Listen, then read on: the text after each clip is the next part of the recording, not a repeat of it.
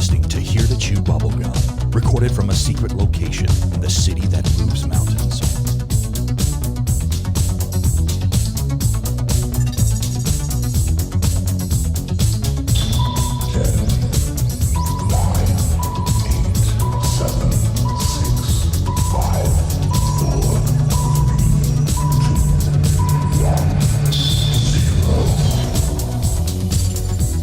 Greetings. We come in peace.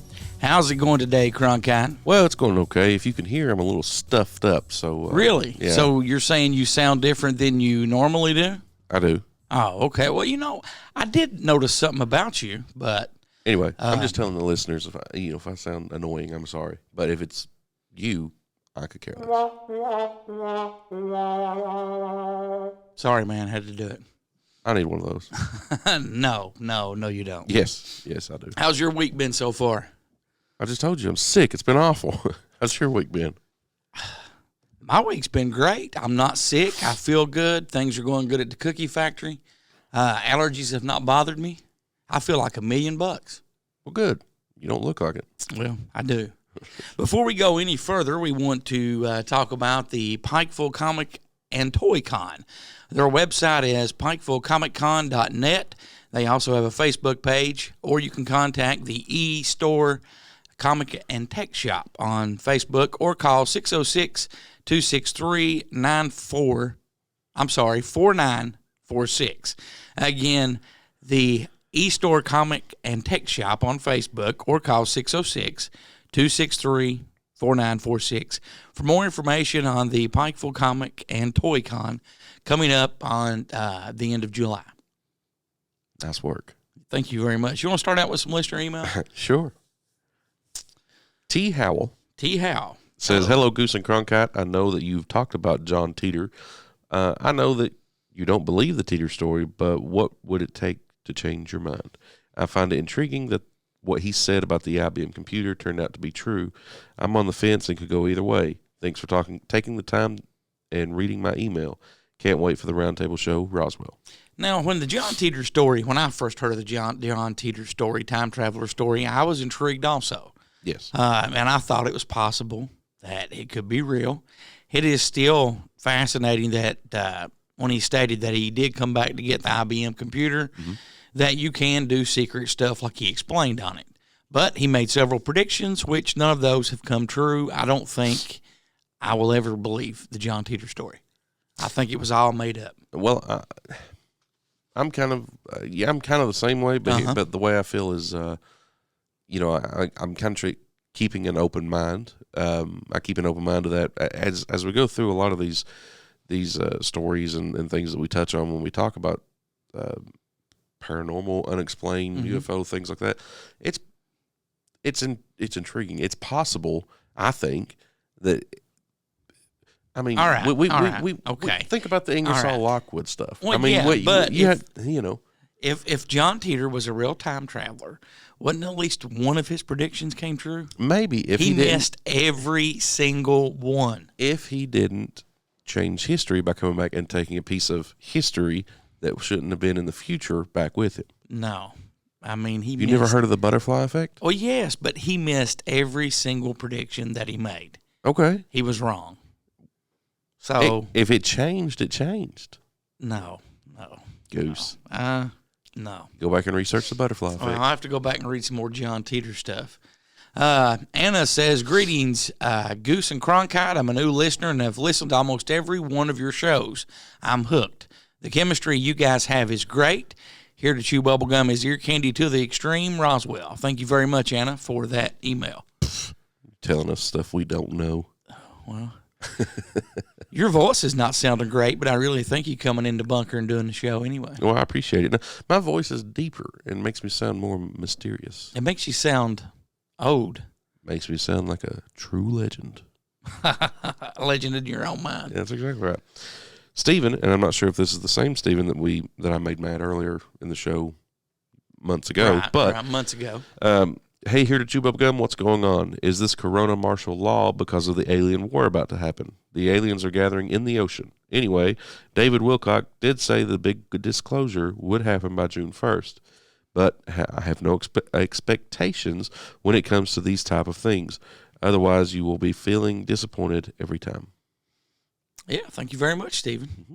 What do you think about that email? I mean, it's very possible. And the stuff that I've talked about with Stephen Greer talking about, a possible false flag operation with, the shadow government staging a Project Bluebeam, right? Yeah, an alien invasion.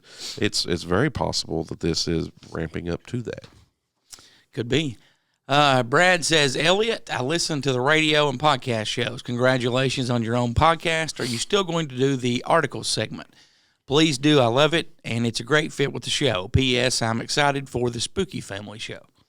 Elliot has to do Elliot's articles. He's in. So this is something we didn't tell everyone. Elliot is actually our supercomputer. Well, Elliot is highly intelligent. That is correct. That runs Bunker. Well, I wouldn't say that. And he is not a person as so he would like to be. He thinks he's a real boy, but he's not. How much Sudafed or nasal drip or whatever have you taken for your head cold? A lot. If you had yellow pajamas on right now, you look like the Mucinex booger. Oh, thank you. You're welcome. Dempsey says, Goose, Cronkite, Ned, and Elliot, great show last week. I heard on the podcast show that you'll be at Pikeville Comic and Toy Con. I hope to see you all there. Also, Old Man Cronkite and Pamela were great on the show. You must have them back on. Keep up the great work, my friends. Roswell. Well, thank you, Dempsey. They work great, and I hope to have them back on the show sometime very, very, very soon. Ratliff says, hey, Goose, I looked into the Awakening poster. Wow. There is so much information on that. Thanks for enlightening us, Roswell. And thank you very much, Ratliff, for that email. Very nice. So I have a page called Unusual Facts. I assume that's not emails, right? That is not. That is for towards the end of the show. Okay. Didn't you have one more email on there? Dempsey was my last one. Oh, okay. Yep. All right. Well, I guess we got it all. You can always send us an email, call, text, or leave a voicemail that we will play on the show. Just keep it clean. You can call 606-373-3396. That's area code 606-373-3396. Or how can they email us, Cronkite? Well, you can always email us, goose@heretotchewbubblegum.com, or myself, Cronkite@heretotchewbubblegum.com. You can even reach Ned or Elliot by simply going to heretotchewbubblegum@yahoo.com. In the subject line, attention Ned or Elliot. We also have a Facebook page. Yep. www.heretotchewbubblegum.com. Again, the Pikeville Comic and Toy Con. The website is pikevillecomiccon.net.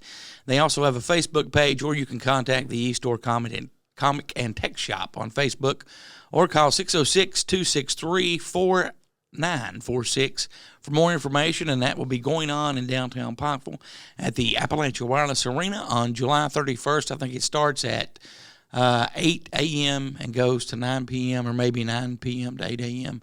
But I think it's the other. I think it's the first one. Probably. Well, I mean, it never starts too early. It will be a day of fun. Never starts too early for comics and toys. Mm-hmm. Now, hopefully, coming up during this show, we have some visitors in the bunker. We have a new visitor in the bunker, Mr. T. Hopefully, Mr. T might say a few words. You think he will? I hope so. I don't think he Mr. T's a good guy. You know what his name is? Yeah. Tony. Tony? Yeah. I'll have to explain that one to you. Oh, okay. Well, did you happen to catch the 60 Minutes episode this past Sunday on UFOs and UAPs? I did not. Okay. UFOs are... Wait. So you mean to tell me there was a 60 Minutes episode of UFOs and UAPs and you didn't bother to text your old buddy Cronkite to watch it? Well, when we actually recorded the podcast show earlier that morning, I actually read a press release and did a story on it. So if you were paying attention to your old buddy Goose, you would have knew that it started at 7 o'clock that night. That's not true. Yes, that is true. That's not true. But anyway, they had several interviews with some Navy pilots. They had Lou Elizondo on. And, the truth is out there. The truth is getting closer. The disclosure date is getting closer. And it's like you can't turn on the news now without seeing or hearing something about it. I didn't watch it live on 60 Minutes, but I have went back and watched portions of it on Facebook, or I'm sorry, YouTube and Facebook. And fascinating. They did a great job with that segment. Have you ever heard of Paul Hellyer? Name sounds familiar. Okay, Paul Hellyer is a Canadian engineer, politician, writer, and commentator. He is the longest-serving current member of the Privy Council of Canada at a young age of 92. Wow. On June 3rd, 1967, Hellyer flew in by helicopter to officially inaugurate an unidentified flying object landing pad in St. Paul, Alberta. The town built it as its Canadian Centennial Celebration project, and this was a symbol for keeping space free from human warfare. The sign beside the pad said basically, the area under the world's first UFO landing pad was designed international by the town of St. Paul as a symbol of our faith that mankind will maintain the outer universe free from national wars and strife, that future space travel in space will be safe for all intergalactic beings. All visitors from Earth or otherwise are welcome to this territory and the town of St. Paul. In early September 2005, Hellyer made headlines by publicly announcing that he believed in the existence of UFOs. On September 25, 2005, he was invited to speak at a conference in Toronto where he told the audience that he had seen a UFO one night with his late wife and some friends. He said that although he had discounted the experience at the time, he had kept an open mind to it and said that he started taking the issue much more seriously after watching ABC's UFO special in February 2005. In 2007, he told a Canadian newspaper that he demands the world government to disclose alien technology that could be used to solve the problem of climate change. He also went on to say that I would like to see what alien technology is there that could eliminate the burning of fossil fuels within a generation. That could be a way to save our planet. We need to persuade governments to come clean on what they know. Some of us suspect they know quite a lot, and it might be enough to save our planet if applied quickly enough. In an interview with Russia Today in 2014, Hellyer said that there are at least 4 species of aliens that have been visiting Earth for thousands of years, with most of them coming from other star systems. Although there are some living on Venus, Mars, and Saturn's moons, according to him, they don't think we are good stewards of our planet. Now, this guy has been, high on the Privy Council in Canada, and he's still there. And he believes in aliens, and he says that, that there's different races, species that have visited this planet. And if you want to follow more on Paul Hellyer, he has an upcoming virtual event called Contact in the Desert, which will be June 25th through the 28th this year. Just go to contactinthedesert.com for more information and how to register and sign up for the lecture that will be given by Paul Hellyer. Now, what's your thoughts on him being that high in the government and him demanding that other worlds come clean? Well, I do believe that him being that high in the government and saying that everything that he said there, saying that, hey, there are 4 different species that's been visiting us for thousands of years. They have technologies that can help us reverse the damage to our planet. I believe that he wouldn't just be saying that. He's 90 years old. He has nothing to lose. What's he going to lose? What's his life expectancy? Right, you know what I mean? Right. The fact is, though, it's going to be tough for the world governments to kind of come together and do that without sacrificing the almighty dollar. And that is where everything ends up being, is who can have something over the next person. Okay. And I think you're right by there. being greedy. But if we had technology that could eliminate fossil fuels and eliminate the need for any kind of energy, I won't say any kind of use of energy, but I mean like non-point energy, or if we had any way of eliminating fossil fuels and reversing climate change, things like that, it's going to be tough getting everyone to go for that because, you're not going to make any money off Right. that. We have to switch from saying we're looking just to make money into the category of we're doing this for the progress of all humanity. And that I don't think humanity is ready for. And unfortunately, I think humanity, some people in humanity are ready for it. I don't believe they are, because they won't have the control that they need to maintain what they need to maintain. And it will ultimately be our undoing if we don't reverse it. If they want to stay in control and they want to live in big houses and money and all that, let them stay here on Earth. Let the other people that want to travel in space or research space, let those people go. Yeah, but can you imagine who's going to stay in the planet if it's all money based? Right. And there's another way. Yeah. You know what I mean? They won't have anybody to maintain their way of life. Right. Give us one of your stories there that you've got. All right. So, you know what a chemtrail is, right? Yes, sir. All right. So it's been a long time coming, and I'm going to be talking about chemtrails. The government's hidden agenda, a look inside chemtrails. It is believed by some that contrails, or a trail of condensed water from an aircraft at high altitude, are chemtrails that contain chemicals made to harm humans. These chemicals are supposedly put in these jets by the government for various goals, such as for-profit solar radiation management, weather modifications, mind control, human population control, and biological warfare. That is, that they are causing respiratory and other health problems. This all began in the 1990s when investigative journalists started to describe implied plots by the government to inject poisons into the atmosphere by the trails of jet planes. This belief is still believed by many today, but the Air Force and many other scientific agencies have responded to these various information sites with information on why they are incorrect. Information concerning these extraordinary beliefs is online and YouTube. The extraordinary belief is important to look at because many individuals believe that the government has a secret plan to harm their citizens. Now, we have talked in the past. Yes, we have. About herbicides and pesticides, things like that. And we know that the government has played around with weather modifications. So, but I have to call BS on this. Why? Well, for one, if we're going to do this for human population control, and we're seeing it over our country. Right. They're not human population controlling us. By the time that stuff lands, it's going to be, on the other side of the world, right, with the jet stream and things like that. Now, this one is interesting. The weather, or the solar radiation management. I've never heard of that, but if that's possible, that's kind of neat.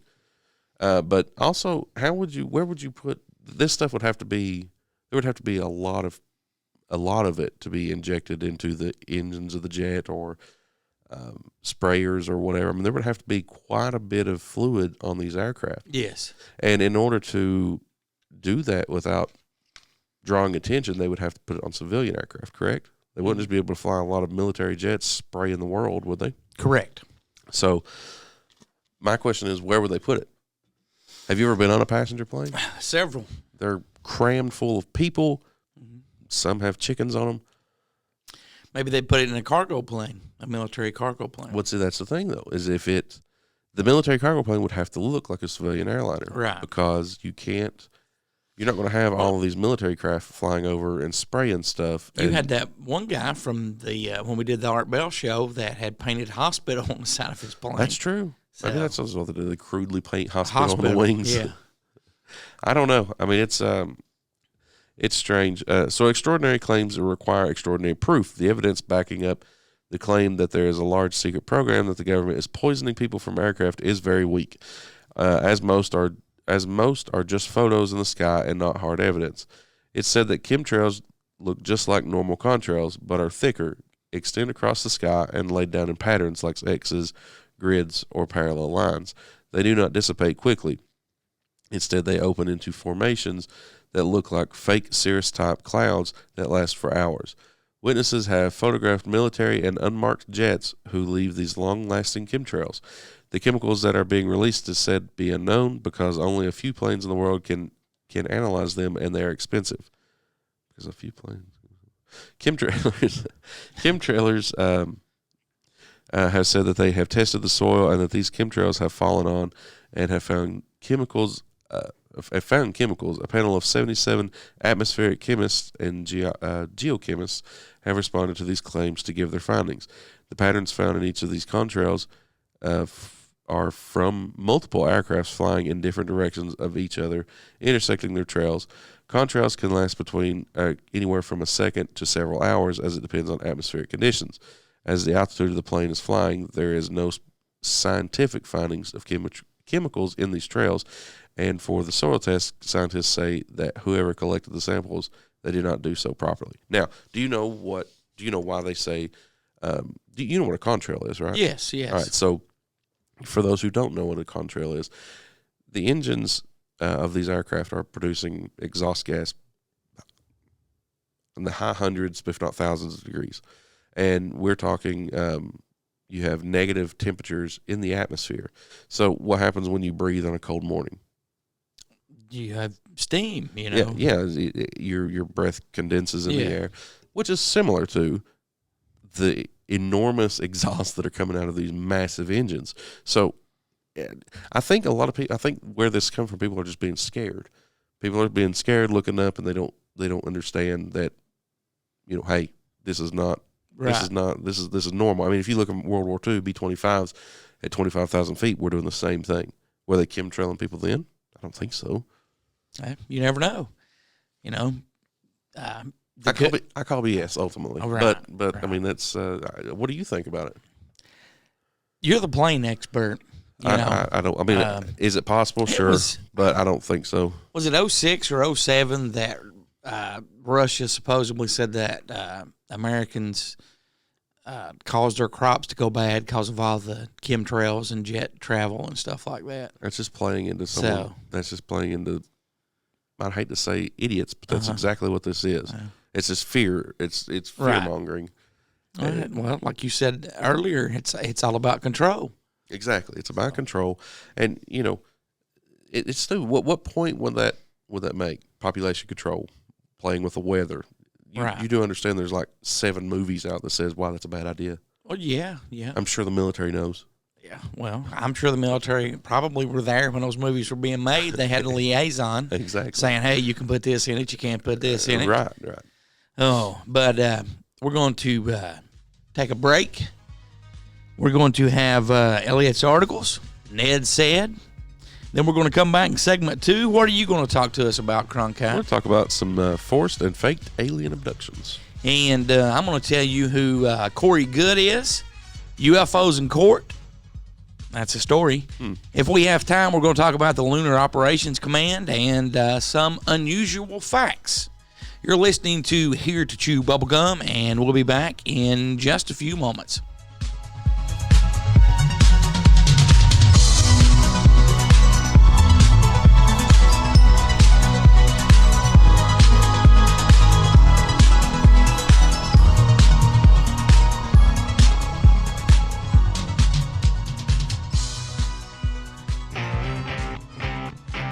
Greetings. We come in peace.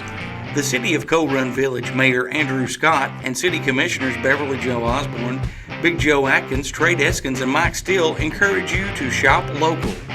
With over 200 businesses, the City of Coal Run Village offers games, restaurants, gas, auto parts, cars, and much more. You'll find all of this and more in the City of Coal Run Village. Shop local and shop often.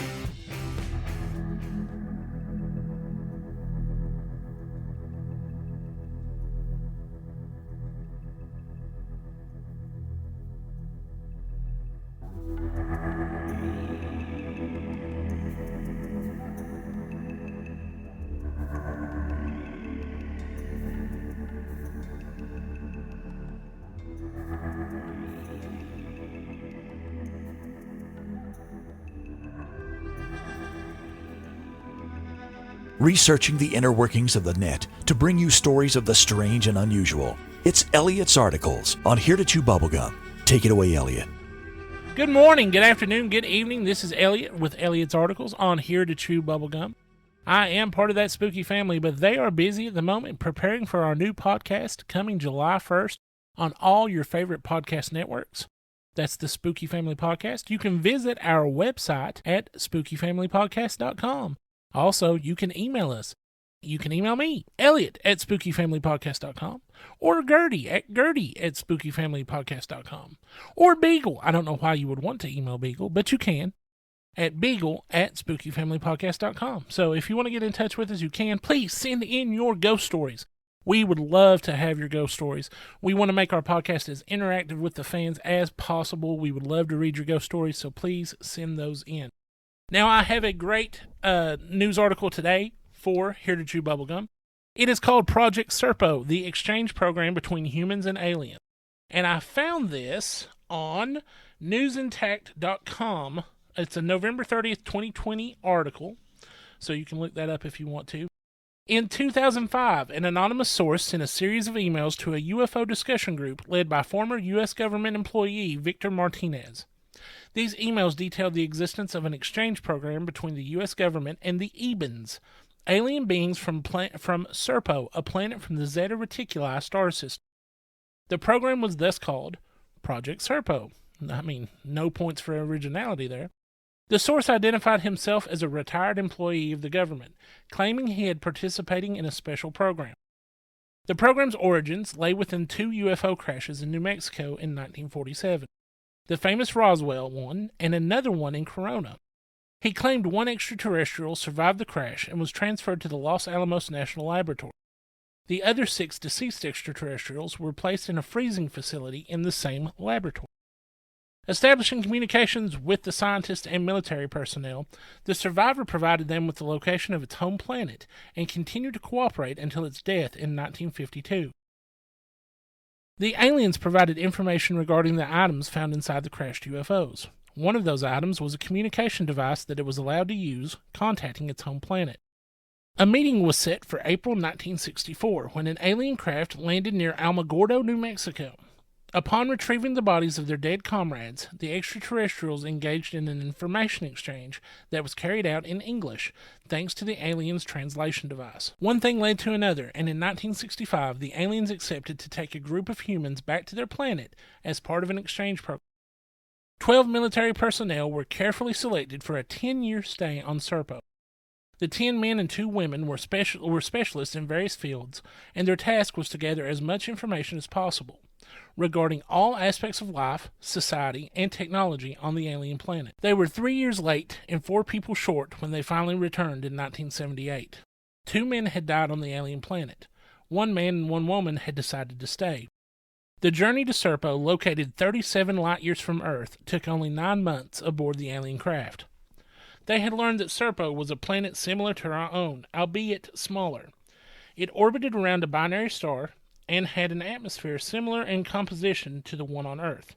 However, the 2 suns meant there were higher levels of radiation, and the 12 humans had to resort to protection at all times. 2 of them died from complications. The heat was extreme, and it took the remaining humans several years to adjust. Another problem was the food. The crew had taken enough food to last them for 2.5 years, but eventually had to resort to eating native Eben food. Anyone who's traveled abroad knows about the serious gastrointestinal implications posed by eating local food, but the human crew eventually adjusted. Another problem was the length of the day on Serpo, which was 43 Earth hours long. Also, it never got fully dark as their night skies were dimly lit by the smaller sun. The crew had complete freedom to explore the alien planet, and they were not hindered in any way. The geology of the alien world was different. There were few mountains and no oceans. Several types of plant life existed, but mostly near the polar area, where it was cooler. There were also types of animals, and some of the larger ones were used by the Ebens for work and other tasks, but never as food sources. They produced their food through industrial processes, of which they had many. The inhabitants of Serpo lived in a small community led by a large city. They lacked a central government, but seemed to be doing fine without it. The Ebens had leadership and an army, but the Earth team noticed that they never used weapons of any type, and violence was virtually unheard of. They had no concept of money or commerce. Every Eben was issued items in accordance with their needs. The planet's population was about 650,000 individuals. The human crew noted that Ebens were disciplined in all aspects of their lives, working on schedules based on the movements of their suns.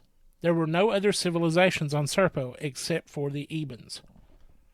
Their method of reproduction was similar to our own, but it had a much lower success rate. Therefore, their children were highly isolated. In fact, the only problem the human crew had was when they intended to take a photograph of the Eben's children. They were escorted away by the army and asked to never attempt that again. Upon returning to Earth, the remaining 8 members of the expedition were quarantined for a year. During this period, they were debriefed, and the complete account amassed about 3,000 pages. All members of the expedition have since died from various complications due to radiation exposure. The fate of the 2 people who chose to remain on Serpo is unknown. The Ebens have not contacted Earth since 1985. So I thought that was a pretty good little story. Maybe we have had contact. Maybe we do have a space force. There was a hacker back in the day that found a list of supposed Space Force members. So is this part of it? Who knows? Once again, you are listening to Here to Chew Bubblegum with Goose and Cronkite. Thanks for listening, dear listeners. Please stay vigilant.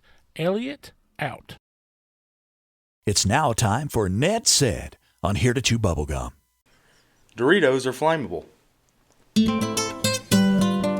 When you want fresh, authentic Mexican food, you want El Picante in Coal Run. Dine on sizzling hot fajitas, the freshest pico de gallo, or if you're craving their secret ingredient jalapeno dip, the only place you'll find it is El Picante. Look, there are Mexican restaurants on every corner. The difference is in the mouth-watering food and the great service you'll get at El Picante in Coal Run. Visit El Picante for lunch today. You can always call, text, or leave a voicemail for Here to Chew Bubblegum, 606-373-3396. You can also send an email to goose@heretochewbubblegum.com or cronkite@heretochewbubblegum.com. You're listening to Here to Chew Bubblegum. If Abraham Lincoln were alive, he'd listen, but he's dead.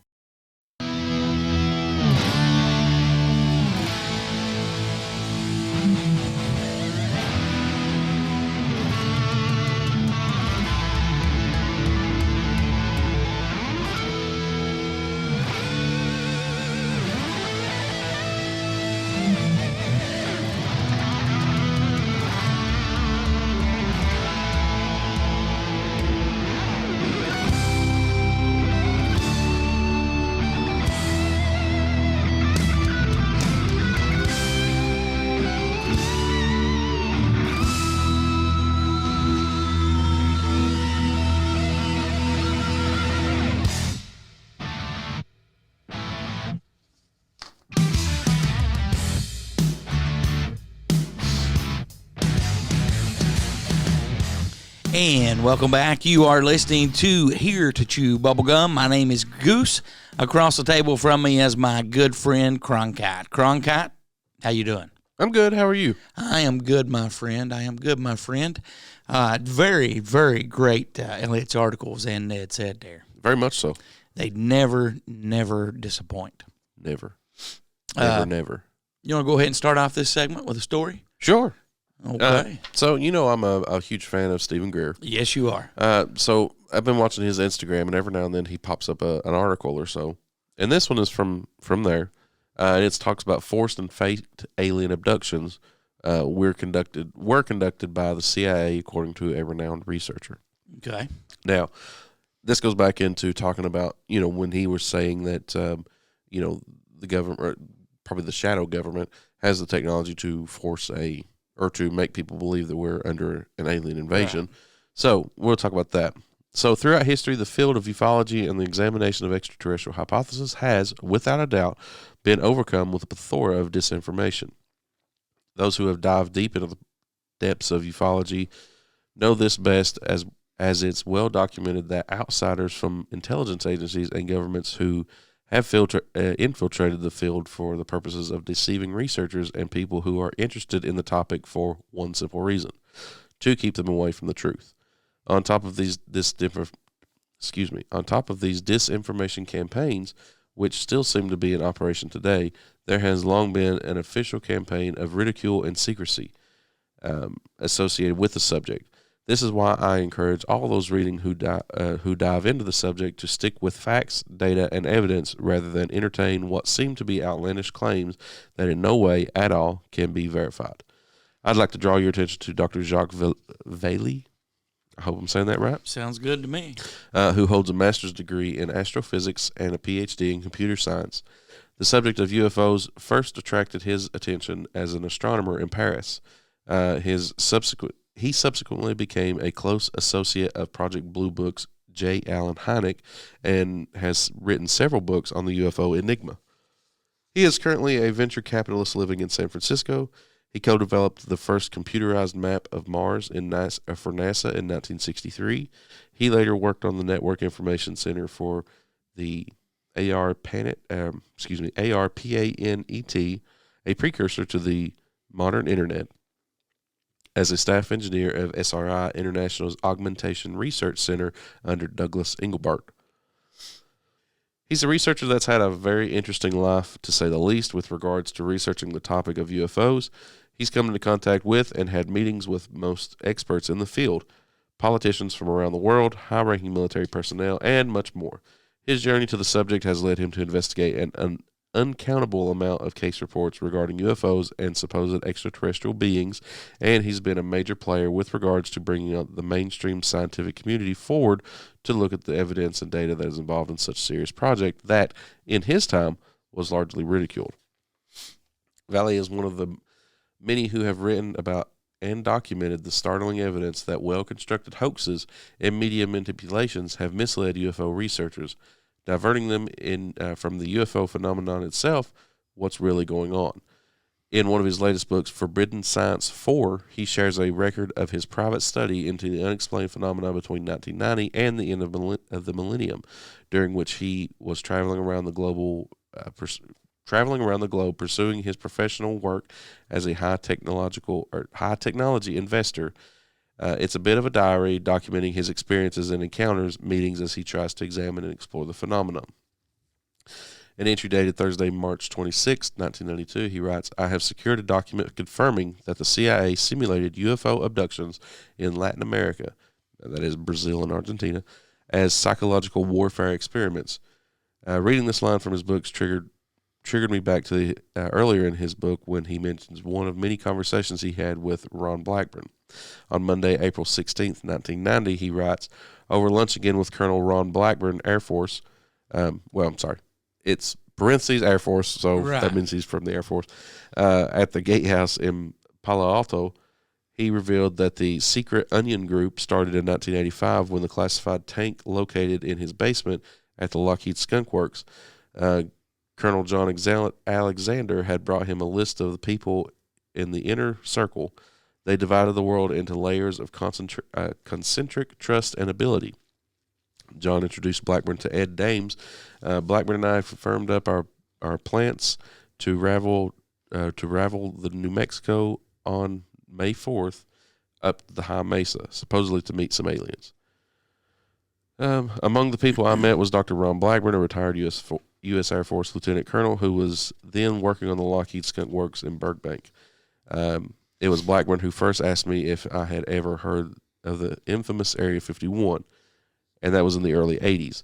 This facility was still not widely known inside the military, let alone the general public, even though it had been functional for decades. Among areas of common interest between Blackburn and me were UFOs. We discussed many possibilities related to who might be in charge of UFO research. We both thought that there was some organization, probably with the U.S. Air Force, which had the responsibility, but acknowledged that whoever had the ball must be an interagency effort as well. Our assumption was that somebody must be in charge, and we were all well aware of the prevailing stories and rumors. Roswell, we assumed, was a real UFO event. Fast forward to May 4th, 1990. He says, I'm convinced the government is working on UFOs, he told me. What are the chances some witnesses are being fooled by special effects developed from psychological warfare? Thinking of cases like Bentwaters in the UK or Sergi Pontes? Sounds good to me. I know I'm the only Sergio I know is Sergio Giamante. Well, it's not Sergio. No. Okay. I know I'm butchering these names, and I apologize. But that's in France. They're pretty good, he admitted. Suppose you shine a weak infrared laser into people's eyes. It won't hurt them, but may induce a hallucinatory state. Experiments have been done where you send a microwave beam through someone's brain, you pick up the transmitted energy, and you can influence people this way, even make them hear things. Holograms have been used too. Now, this is in 1990. They're talking about the use of holograms in psychological warfare. Well, I was doing some research last night, and I came across a little video on TikTok. I didn't save it or anything, but this guy's former U.S. military, and he was talking about how people had always said we were 20 years past, behind technology in the military. Yes. He was saying now that it's 50 to 100 years. Oh, wow. Really? Yeah, and he said it had been that way for about the last decade. Wow. Can you imagine? Yeah. Well, how are we on time, by the way? Oh, we're good. We're good. All right, so this is just one of many examples. I was asking you about time because I've still got some more to go. You are fine, brother. Let her rip, tater chip. All right, so this is just one of many examples of pieces of evidence many researchers in the field point to suggest that there have been stage abductions happening for reasons unknown, and that it's continuing today. It's not surprising either if you've ventured down the road of CIA mind-controlled tactics, programs like MK Ultra, and their desire to manipulate the perception of the masses with regards to the various topics.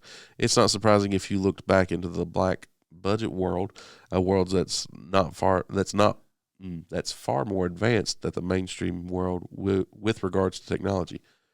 Sorry, man, I'm struggling. A lot of words. Yeah. You're fine, brother. You're fine. So Dr. David Jacobs, a retired university professor, is one of the many experts who has hypnotically regressed people who claim to have had ET abduction experiences. After thousands of people, they all share the same story, many filled with forced impregnation and hybrid children, among other things. Could many of these forced abduction experiments simply be deep black projects that are being conducted by rogue government agencies? Now we know that, yes, many of them could be. Are all of them? There are stories floating around that they're without much evidence, like the idea that Eisenhower made a deal with certain extraterrestrial groups that they could abduct a certain amount of humans for exchange for technology. Now, we have talked about that. Yeah, we've talked about that on the show. Do you believe that? Do I believe that? Yeah. I don't know. It depends on how hard up they were for technology then. Well, and he supposedly told them no, too. They would not stop testing the atomic bomb. I would have to do some more research on that. Well, here's what I will say. I'm not saying that it didn't happen. Right. I'm not saying that it couldn't happen.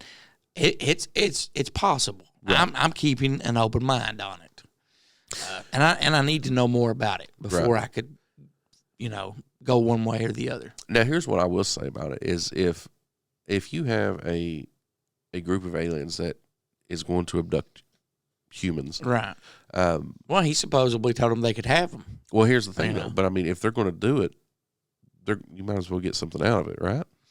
Well, yeah. Think about the way that a lot of this world works. I have never thought too. There would be a way to check that. Okay. You could go back and find out the date when he supposedly met with him, and then you could investigate and look up to see if the missing persons rate increased. And to see how fast our technology increased as well. Yeah. And, but even if the missing person rate increased, then it could hold water. There could be some truth to it. And I've never thought of looking at it that way, but I think when I get some time this weekend, I may do that. Okay. Fantastic. I may do that. That's exciting news. Goose, straight from the horse's mouth. Oh, gee, thanks. So Valley writes of Jacobs in his book, I'm trying to read Jacob's secret life. The author appears obsessed with what he views as a massive alien invasion. His analysis is no longer balanced. This may explain why there's a whole array of people who claim to have had experience with beings from somewhere else, but these experiences do not involve forced abductions, but rather simple contact experiences.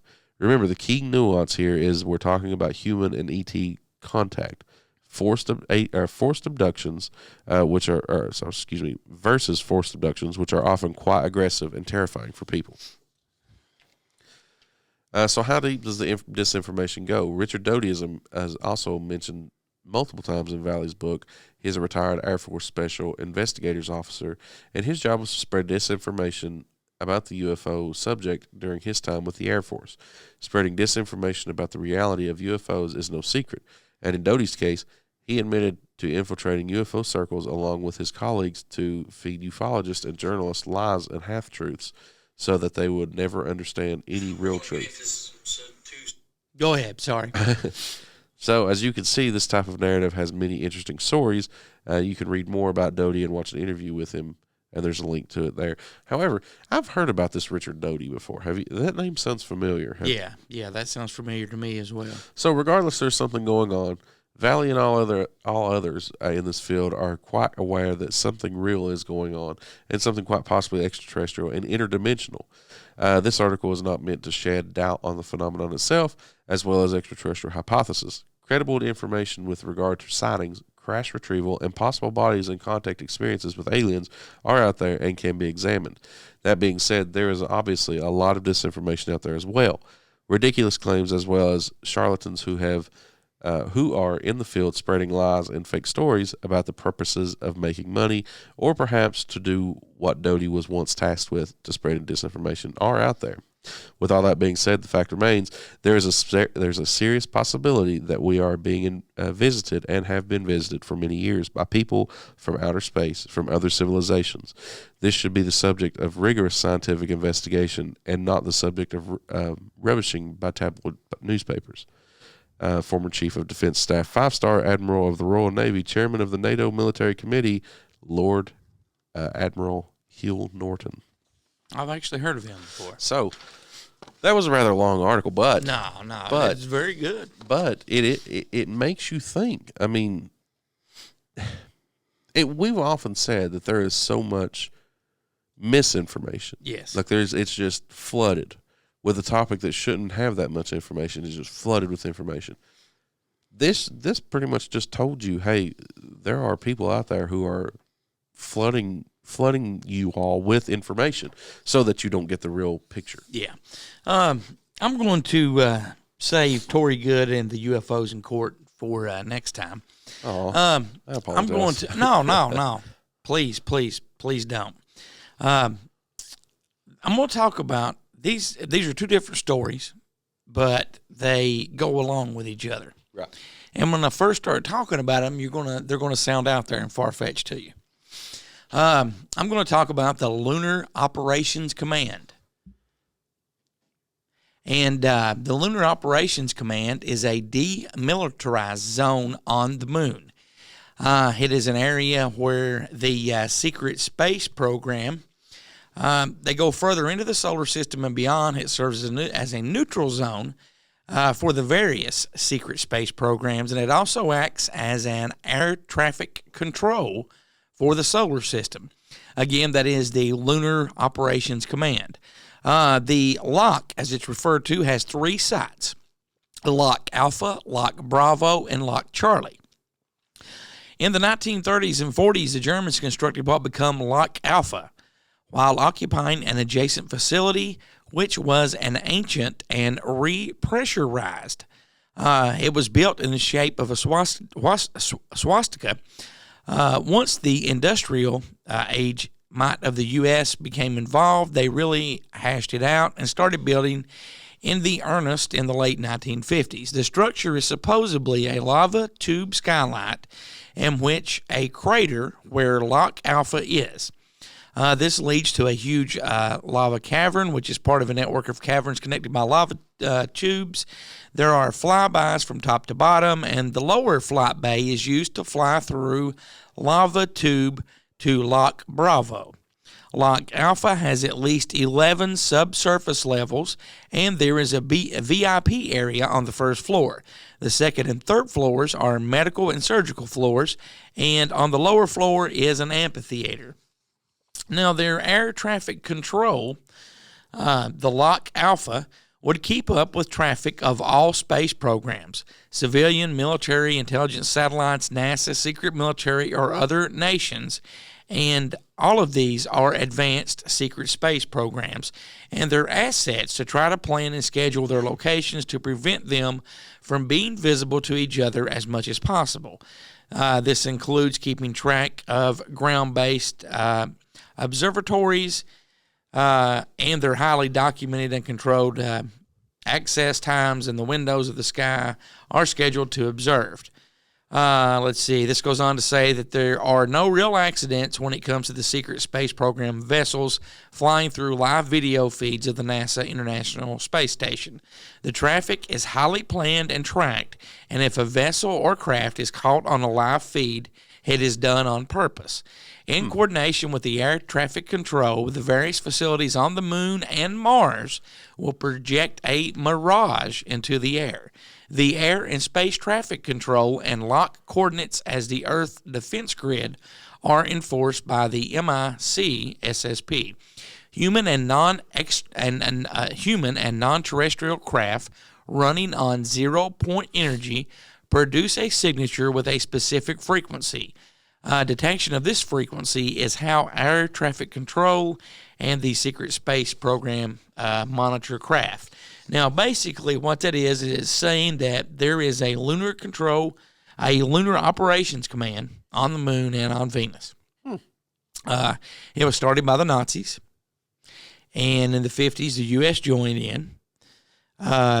You can do a little more digging, and they say that the Nazis originally found the base on the moon that was built by the Atlanteans, and they redid it. Really? Yes. Now, that sounds like a really good fairy tale, a good made-up story, right?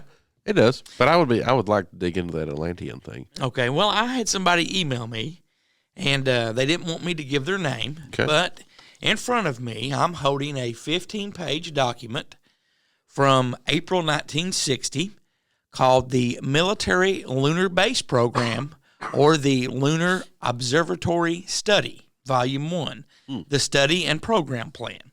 Again, this was dated from April 1960, and somebody emailed me, and they didn't want me to give their name. It has a title page, and it says there was two types of contractors that put this report together. This is a report, and you can tell by the headline, the Military Lunar Base Program. So they were looking at building a base on the moon, and this was in 1960. Now, the voluntary contractors that helped on this project were the Douglas Airfield Company, the Minneapolis Howe Regulator Company, the Republic Aviation Corporation, and the funded contractors that got paid were the Boeing Airplane Company, the North American Aviation Incorporated, and United Aircraft Corporation. So the first couple of pages are blank, and it says this page was intentionally left blank. There is a table of contents, and it goes through and tells, the background, the list of illustrations. I don't have those. Again, I just have 15 pages. But I have highlighted some stuff of interest.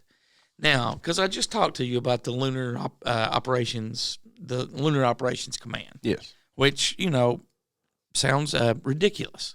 They have a base on the moon. Now, in this report I'm about to read, again from April 1960, it's a study summary. And then I'm going to read a few paragraphs, and it goes like this. The purpose of this study is to determine an economical and sound approach for establishing a manned intelligence observatory on the moon.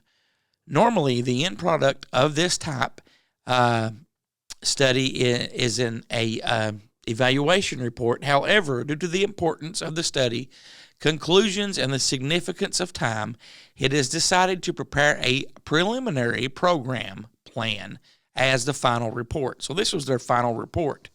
They were doing it. They were wanting to do it. They were wanting to do it fast. The final report has been prepared in 2 volumes. Volume 1 includes the study summary and the program plan. Volume 2 consists of the technical requirements to support the program plan, and technical requirements are presented in technical packages that cover each of the major technical areas. Each package includes the characteristics and required deployment schedules for all known items within the specific technical area, as well as the development philosophy to the followed. The technical packages have been prepared to assist the appropriate development agencies to initiate the required applied research and technical development programs. The complete military lunar base program report is suitable for use by personnel in a program office to establish a lunar base program or to coordinate an Air Force lunar requirements with NASA. Based on present knowledge, the study has concluded that it is technically feasible to establish a manned base on the moon. Technically feasible is not meant to imply that the equipments are available or that the techniques are completely known, although it actually means the problems have been analyzed and solved, and reasonable extensions to the state-of-the-art technology should provide desired techniques and equipment. It is also comparable to the establishment of the original design objectives for the ballistic missile program in the year 1954. Wow. Okay. So it goes on to say, as the study progressed, it became obvious that this is not a program far off in the future. Actually, the long lead development items should be started immediately if maximum military advantage is to be derived from the lunar program. Skip down a paragraph. It says, the base shall be designed as a permanent installation. It should be underground. It should strive to be completely self-supported and should provide suitability accommodations to support extended tours of duty. Okay, that's basically the whole study summary in a nutshell. Yeah. What's your thoughts on that so far? And this was 1960. Yes. We didn't land a man on the moon until 69. Well, we publicly landed a man on the moon in 69. Right. That's what I'm saying. Is like, and we're talking military technology is how far advanced?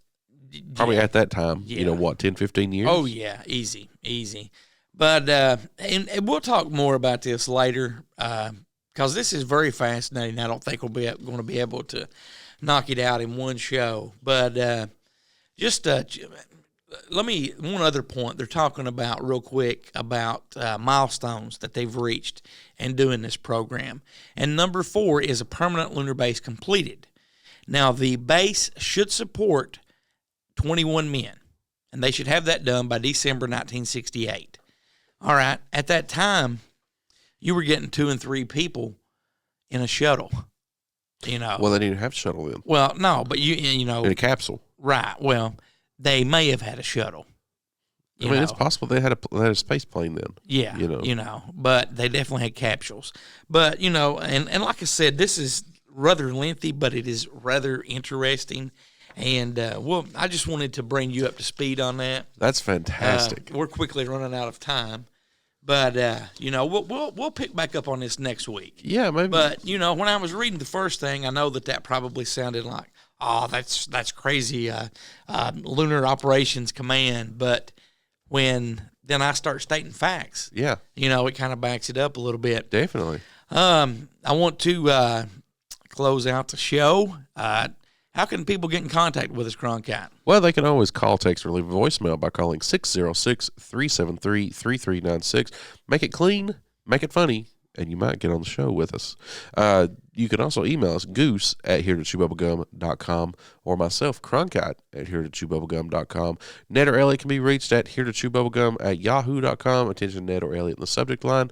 And if for all of our social medias, Facebook, Twitter, Instagram, TikTok, and YouTube. Yes, and I want to say special thanks to Carlin for all the voiceover work. CK Young will be on the rest of the gang over at deadpit.com, T-Shirt Joe at fastcustomshirts.com. Be sure to check out Talk Junkie with our friend Justin and Down on the Holler with Jordan and Brad. That'll do it for this week. We'll see you next week, and until then, so long for now.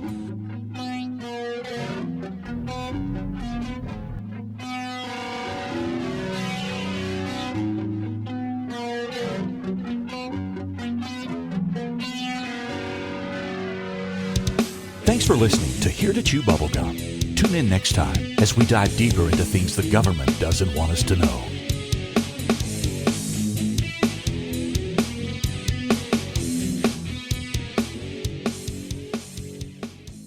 Be sure to check out HereToChewBubblegum.com.